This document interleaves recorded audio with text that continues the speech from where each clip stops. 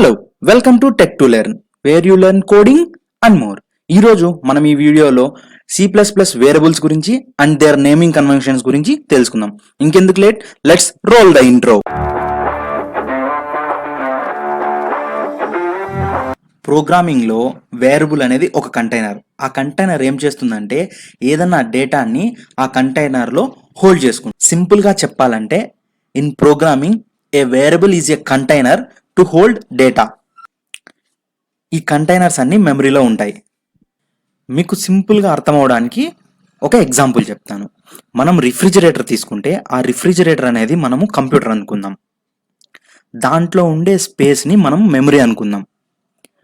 మనము వాటర్ బాటిల్ని కంటైనర్ అనుకుంటే దాంట్లో ఉండే వాటర్ డేటా అవుతుంది.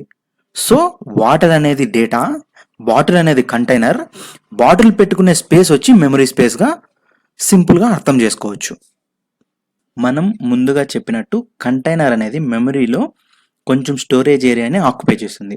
ఆ స్టోరేజ్ ఏరియాని ఇండికేట్ చేయడానికి మనం వేరియబుల్స్ అంటే కంటైనర్స్కి నేమ్స్ ఇస్తాం. ఆ నేమ్స్ అనేవి డిఫరెంట్గా ఉండాలి, ఐ మీన్స్ యూనిక్యూగా ఉండాలి.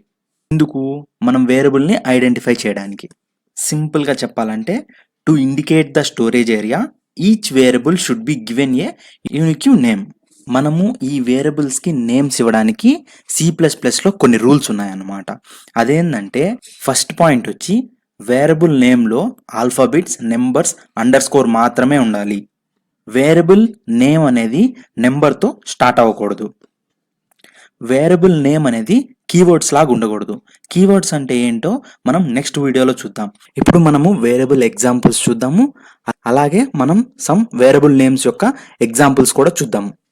ఇది ఒక ఎగ్జాంపుల్. ఇంట్ అనేది డేటా టైప్, ఏజ్ అనేది వేరియబుల్, 20 అనేది డేటా.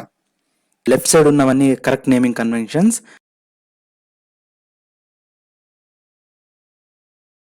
అండ్ రైట్ సైడ్ ఉన్నవన్నీ రాంగ్ అనమాట. ఈ కంటెంట్ కానీ మీకు నచ్చినట్టయితే లైక్ చేయండి, షేర్ చేయండి అండ్ సబ్స్క్రైబ్ చేయండి. Thank you for watching.